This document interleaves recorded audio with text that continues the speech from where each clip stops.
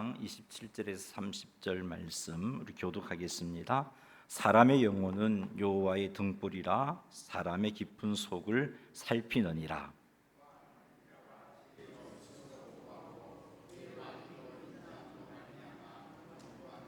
젊은 자의 영화는 그의 힘이요 늙은 자의 아름다움은 백발이니라.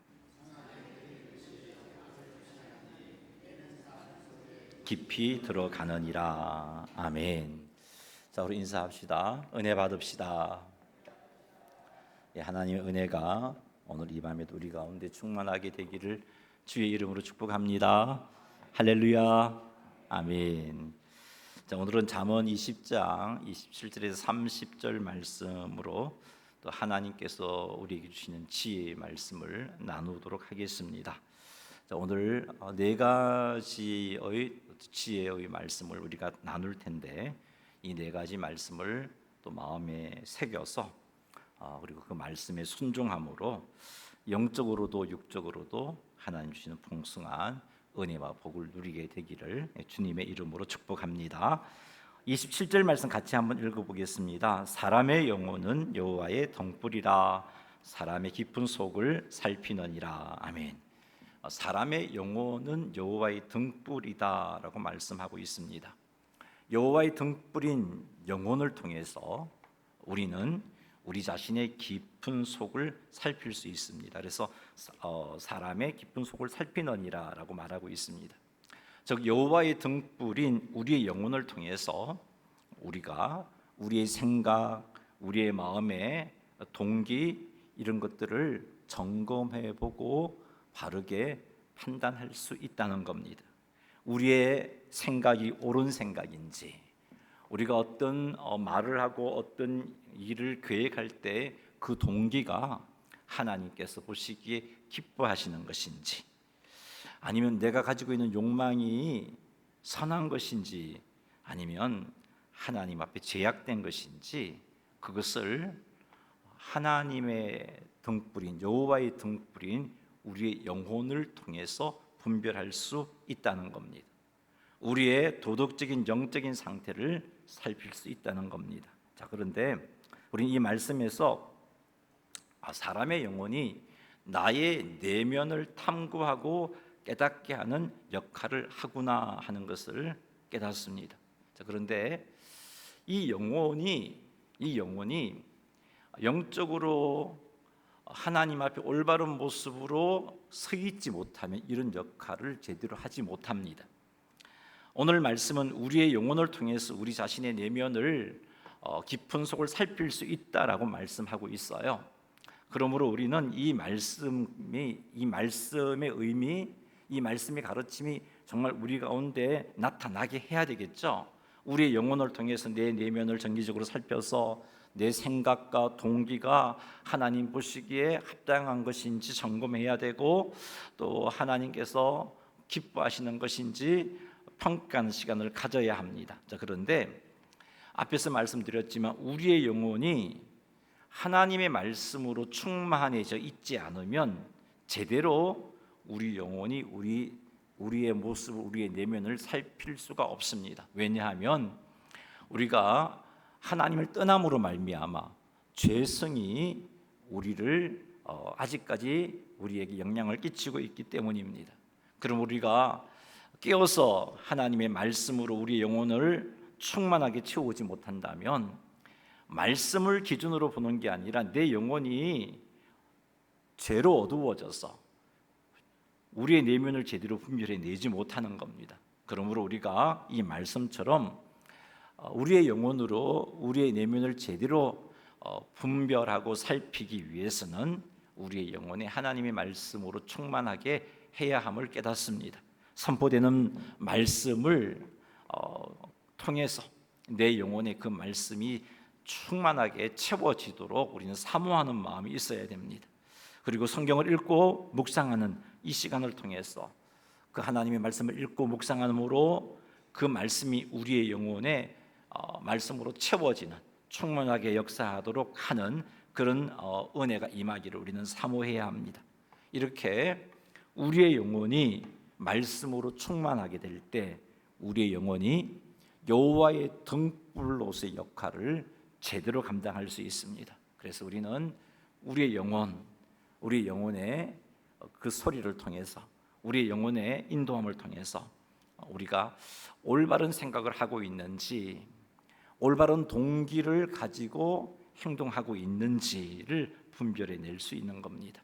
사랑하는 성도 여러분, 그러니 하나님의 말씀을 가까이 하여서 우리의 영혼에 주의 말씀으로 충만하게 채우시기를 바랍니다. 그리하여 우리의 내면의 동기와 욕망과 우리의 도덕적 영적인 상태를 제대로 분별해내서 하나님께서 기뻐하시지 않는 그런 것들이 눈에 띈다면 회개하고, 또 하나님의 도우심으로 그 잘못된 모습을 변화시키려고 노력하는 그런 삶을 사시기를 바랍니다.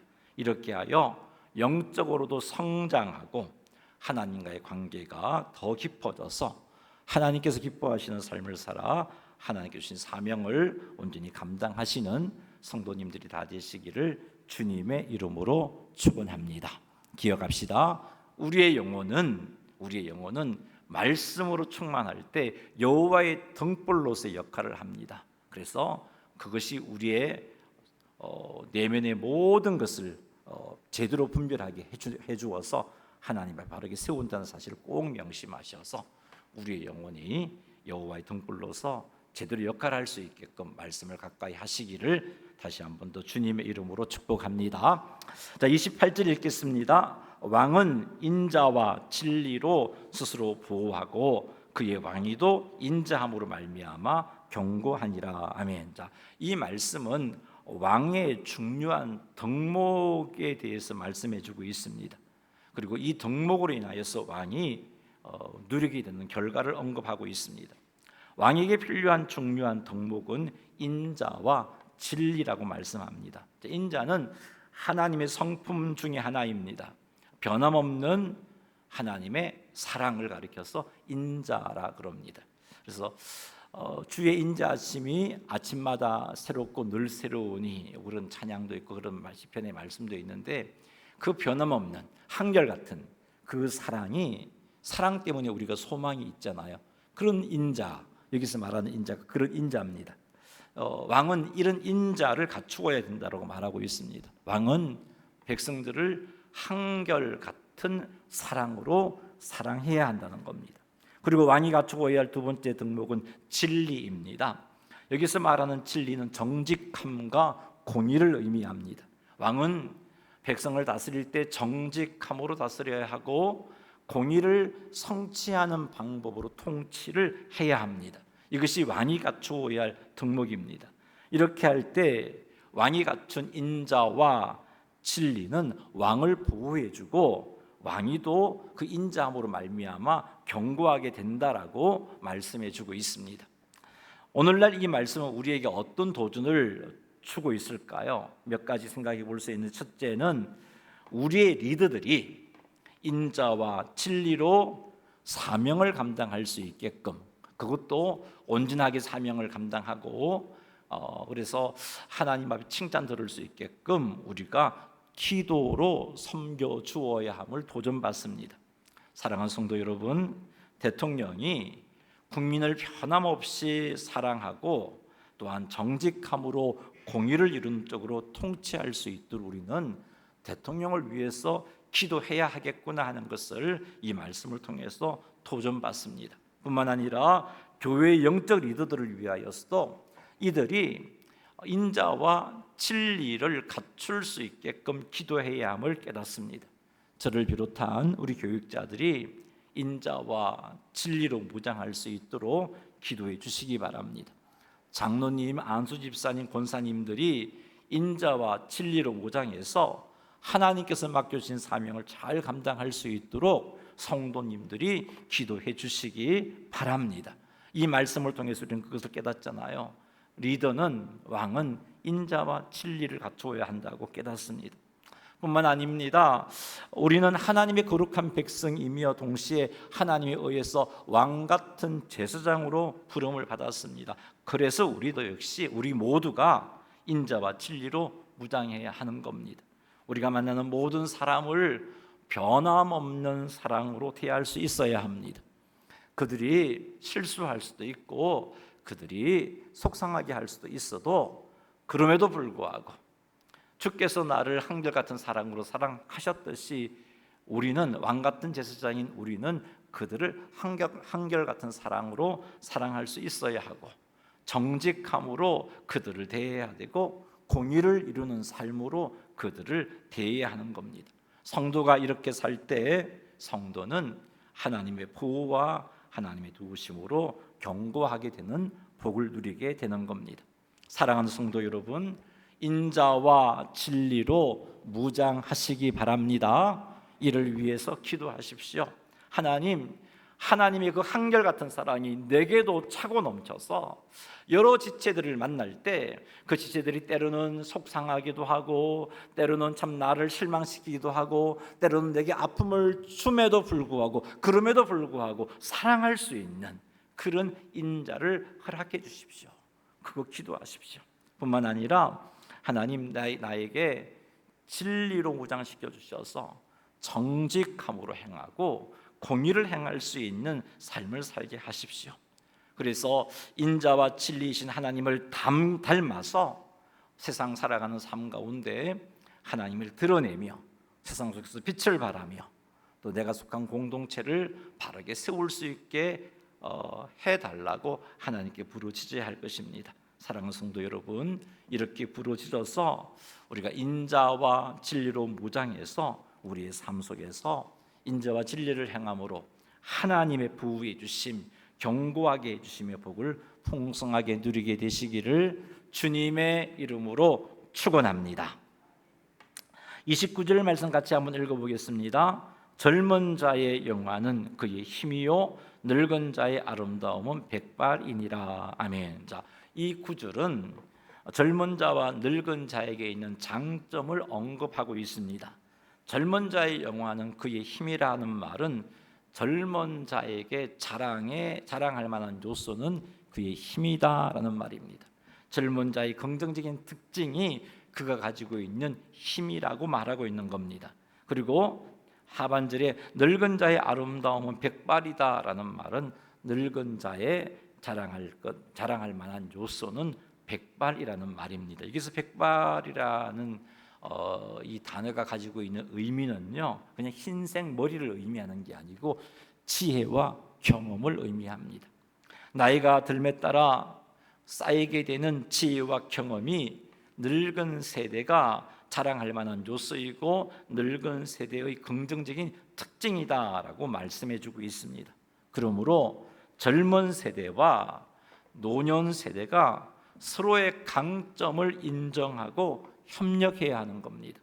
이렇게 할 때 가정은 건강하고 활기차게 되고 교회 역시 이런 모습으로 젊은 세대와 늙은 세대가 서로의 강점을 인정하고 협력할 때 교회가 건강해지고 활기차게 되는 것입니다.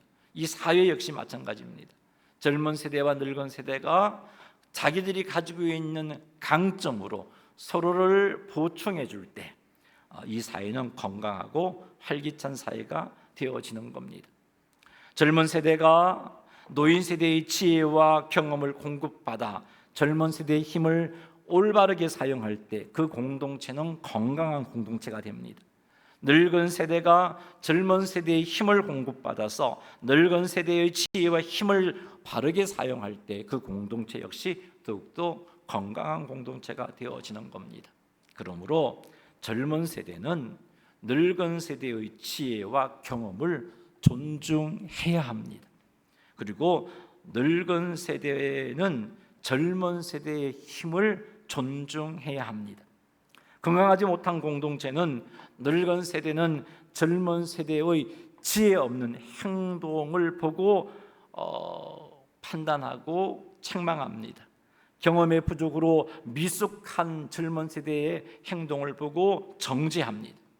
젊은 세대는 늙은 세대가 힘이 없고 부족한 것을 보고 비웃고 늙은 세대를 경시합니다. 이런 공동체는 갈등만 쌓이게 됩니다. 젊은 세대는 지혜와 경험의 부족으로 힘을 잘못 사용하게 될 것이고 늙은 세대는 힘이 없어서 한탄하면서 그의 경험과 지혜도 제대로 활용하지 못하게 되는 것입니다. 사랑하는 성도 여러분, 하나님께서 허락하신 각 세대 간의 장점, 그것을 인정하시고 그 장점의 도움을 받으시기 바랍니다. 젊은 세대는 힘이 부족한 늙은 세대를 함부로 대하지 말고 그들의 지혜와 경험을 존중하시기 바랍니다. 늙은 세대의 지혜와 도움을 청하여서 나에게 젊은 세대가 부족한 그 부분들을 채움으로 그에게 주어진 힘들을, 젊은 세대가 가지고 있는 힘들을 제대로 사용해야 할 것입니다. 늙은 세대는 지혜와 경험이 부족한 젊은 세대를 함부로 정죄하지 말고 지혜와 경험을 바탕으로 젊은 세대를 잘 이끌어 가시기 바랍니다. 이런 모습이 가정에서, 교회 안에서 풍성하게 나타나기를 원합니다. 이런 모습이 우리 사회 곳곳에서 풍성하게 나타날 수 있도록 하나님께 기도로 섬기시는 성도님들이 다 되시기를 바랍니다. 자, 이 말씀에서 깨닫게 되는 또 다른 교훈은 늙은 세대는 힘이 없음에 대해서 낙심하거나 속상해하지 말아야 된다는 겁니다. 젊은 세대는 지혜와 경험이 부족함에 대해서 낙심하거나 속상해하지 말아야 된다는 겁니다. 늙은 세대에게 힘이 없음은 당연한 일이고 젊은 세대에게 지혜와 경험이 부족한 것은 당연한 일입니다. 그러니 이 당연함을 그대로 받아들이시기 바랍니다. 그리고 내게 있는 것에 대해서 내가 나의 세대에게 주신 하나님 은혜에 대해서 감사하시기 바랍니다. 그리고 내게 있는 것으로 힘을 다하여 하나님께 영광 돌리시기 바랍니다. 늙은 세대는 지혜와 경험을 갖추게 된 것에 대해서 하나님께 감사하고 젊은 세대는 힘이 있음에 대해서 감사하시기 바랍니다. 그리고 각 세대에게 허락해 주신 것으로 힘을 다하여 하나님의 영광을 위하여 사용하시기 바랍니다. 이렇게 할 때 우리가 속한 공동체는 더욱더 건강하게 될 것입니다. 이 사실을 명심하셔서 각 세대에게 주신 것에 대해서 힘써 감사하고 그것으로 힘써 섬기는 삶을 사시기를 주님의 이름으로 축원합니다. 30절 말씀 같이 한번 읽어보겠습니다. 시작.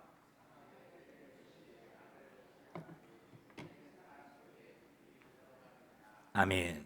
자, 이 말씀은 징계의 중요성에 대해서 말씀하고 있습니다. 상하게 때린다는 것이 악을 없이 하나니. 자, 여기서 때린다는 것은 폭력, 그냥 글자 그대로 폭력을 의미하는 게 아니고요.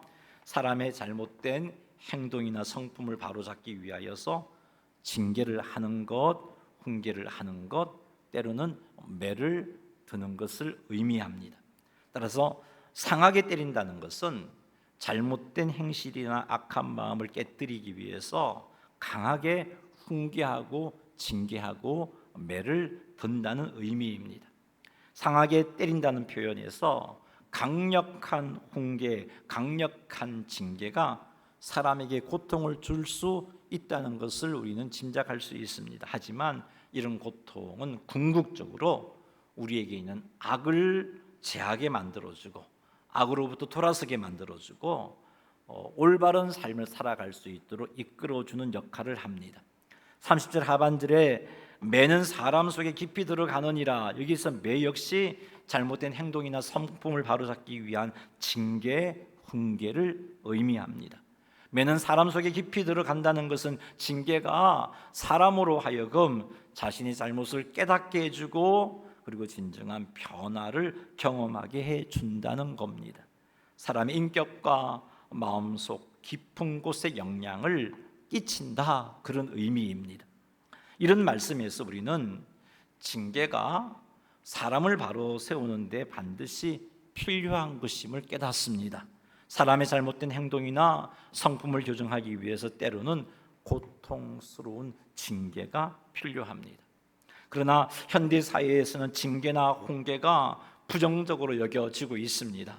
이렇게 된 영향도 우리가 죄인이기 때문에 그 징계를 제대로 하지 못했기 때문이죠. 징계를 사람을 바로잡기 위한 목적으로 사용하지 못하고 감정에 사로잡혀서 감정을 다스리지 못한 행동들로 징계를 했기 때문에 그게 부정적인 결과를 많이 낳았던 거죠. 그래서 그 영향으로 현대 사회에서는 징계나 훈계가 부정적으로 여겨지고 있습니다. 하지만 하나님의 말씀은, 변함없는 진리의 말씀은 우리에게 징계가 필요하다라고 말씀하고 있습니다. 징계는 잘못된 행동에 대해서 벌을 하는 것이 목적이 아닙니다. 이런 목적으로 징계하는 것은 올바르지 못한 징계입니다. 징계는 잘못된 행동으로부터 돌아서게 함이 목적입니다. 그래서 징계와 훈계의 근본적인 그 기본 베이스에 깔고 있어야 될 감정이 있는데 그게 무엇이냐면 사랑입니다. 사랑이 없는 상태로서는 징계를 제대로 할 수가 없습니다. 사랑이 없는 상태에서 징계의 목적을 달성하기가 없습니다. 사랑하는 마음이 없으면 징계는 벌이 되고 맙니다. 잘못을 했으니까 벌 받아야 돼. 너 잘못했으니까 매 맞아야 돼. 그냥 그것으로 그냥 끝이 나고 마는 거예요. 사랑이 없으면. 사랑하는 마음이 없이 하는 징계는 잠언 20장 30절에 언급된 징계의 목적을 이룰 수 없습니다. 그러므로 징계를 할 때 감정을 다스릴 수 없다면 그 순간 징계를 멈추세요. 특별히 자녀들 앞에 징계하고 훈계할 때 감정이 앞선다면 멈추세요. 그리고 그 순간 사랑하는 마음이 없다면, 그냥 내 감정에 휩싸여서, 분노에 휩싸여서 하는 행동이라면 멈추시기 바랍니다. 오히려 정죄하는 마음이 강하게 나타날 때, 사랑하는 마음이 없이 정죄하는 마음이 강하게 나타날 때 멈춰야 돼요. 정죄하는 마음과 나의 어떤 분노를 다스리지 못해서 행하는 징계와 훈계는 올바른 징계의 목적을 달성할 수 없습니다. 사랑이 근본적으로 깔려야 올바른 징계와 훈계를 할 수 있으며 징계의 목적을 이룰 수가 있습니다. 우리가 잘못에 대해서 징계할 때, 사랑하는 성도 여러분, 징계하고자 하는 목적에 대해서 분명하게 인식해야 됩니다. 잘못했으니까 벌받아야 한다는 차원에서 행해지는 것, 그 징계가 아니라 그랬어요. 징계는 잘못한 사람으로 하여금 잘못을 알게 하고, 그래서 잘못에서 돌아서게 하기 위함이 징계입니다.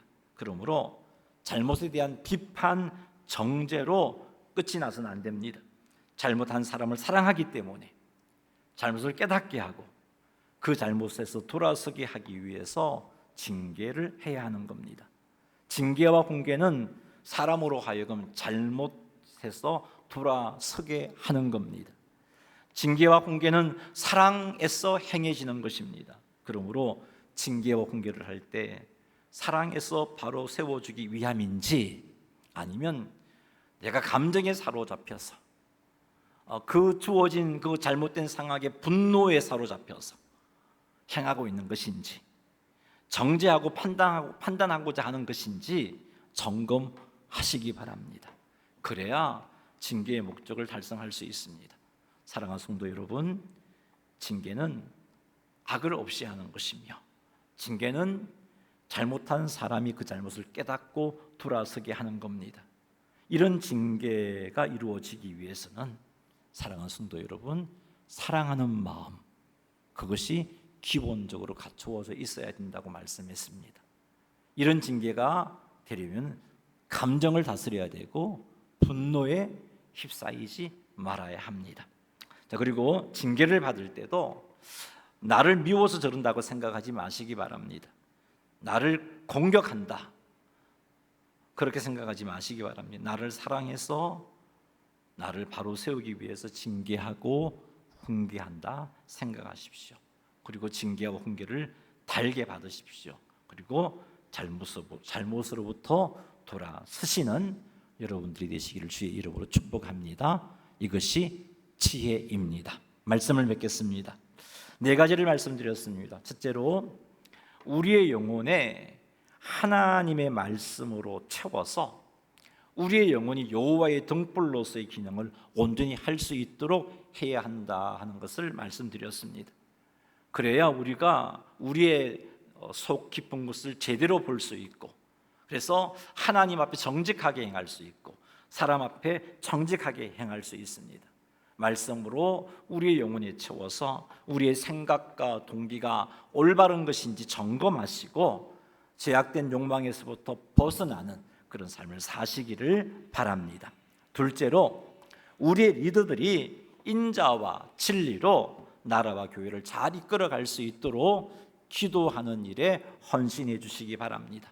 뿐만 아니라 우리도 인자와 진리로 무장하여서 모든 사람들을 변함없는 사랑으로 대하고 정직하고 공의롭게 행할 수 있는 그런 삶을 사시기 바랍니다. 셋째, 젊은 세대는 힘을 가지고 늙은 세대는 지혜와 경험을 가지고 서로를 돕고 존중하는 삶을 사는 것이 지혜입니다. 그것을 오늘 잠언이 우리에게 말씀해 주고 있습니다. 넷째, 마지막으로 징계는 사랑의 표현이며 잘못된 길에서 돌아서게 하는 것입니다. 이것을 명심하여서 사랑함으로 징계하시기 바랍니다. 그리고 징계를 받을 때 징계가 나를 바로 세우기 위한 사랑의 행위임을 알고 징계 앞에 겸손합시다. 그리고 잘못해서 돌아서는 삶을 살아서 우리가 더욱더 하나님 앞에 건강하고 아름다운 모습으로서 영광 돌리는 그런 성도님들이 다 되시기를 주님의 이름으로 축원합니다.